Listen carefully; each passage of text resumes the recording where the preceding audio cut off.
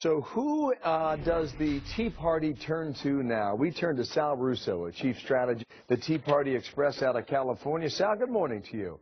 It's been several months since we have spoken. How big of a disappointment is this for you, and where do you turn?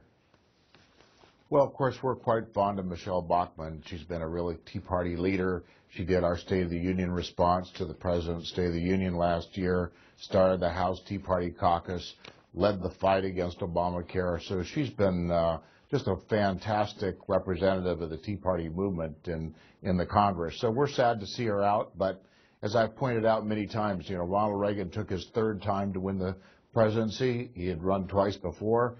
So I don't think this is the end of Michelle Bachmann, but I think this is really the beginning of a new chapter. So and I think in we're that going to see new her back on chapter, the political stage. I'm sorry for the interruption, but who carries the torch for people like you?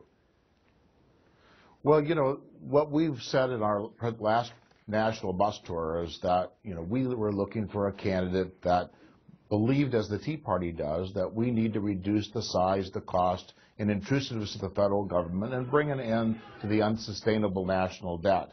And to do that, not only do we need more austerity in Washington, but we really had to have pro-growth policies. Can't do it with austerity alone. And so that's the challenge we gave to the Republican candidates. Frankly, while they have different plans, some have flat taxes, some have fair taxes. Herman Cain had a combination with his 999 plan. But I think all 10 of the candidates have actually come forward with good plans that the Tea Party could get behind. So I think we have a great bunch of candidates, and so we're very much open and ready to get involved in the campaign, but I think we have a lot of good choices left. I'm not hearing a name specifically, and I think a part of the reason is because you'd like a little piece of each one of them and put them together. We talked to Jenny Beth Martin. She's the co-founder of the Tea Party Patriots, a related group, but not the same as yours. She told us 2 weeks, I heard one person say she wishes we could have a Mr. Potato Head and put different components of each candidate, but we can't. Is that a fair representation? And if so, who would you choose from whom? You know, I'm not sure I would quite accept that. I mean, when Ronald Reagan ran against Jimmy Carter in 1980, now I haven't been a Reagan person. I mean, there was a lot of disappointment saying we didn't have two very good candidates, and look what happened. Ronald Reagan ended up being one of the greatest presidents of the 20th century. So all the candidates have pluses and minuses. There's no question about it. But I think out of those 10 candidates that we've been putting forward, I think there's going to be a great nominee, and we're committed at the Tea Party Express to defeating Barack Obama. Let's face it, I mean, he's been a disaster as far as we're concerned in growing the government, growing the deficit, not getting our economy rebounding. So any of the 10 candidates would be a marked improvement. Well, to that point, what we found in the entrance polling in Iowa, you're dead on.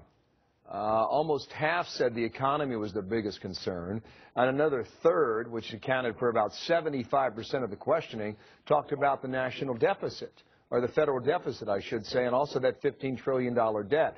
On those 2 points, the Tea Party still has their issues out there.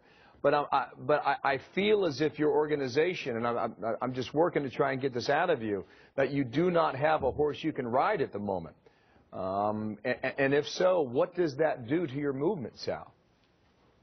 Well, like I said, I think really all 10 of the candidates are pretty darn good as far as the Tea Party is concerned, because our focus is on the economic issues. But I think we're getting close to picking a horse and saying, look, you know, they've had their opportunity to make their story, and now we have to settle on a candidate. So I don't think it'll be too much longer before we pick somebody. But frankly, we have a luxury of a lot of very good candidates. So we're going to keep in touch. We're going to keep in touch with ready to back him or her. You come on back, all right? Sal Russo. Be glad to do that, Bill. We'll see you then. Okay, thanks.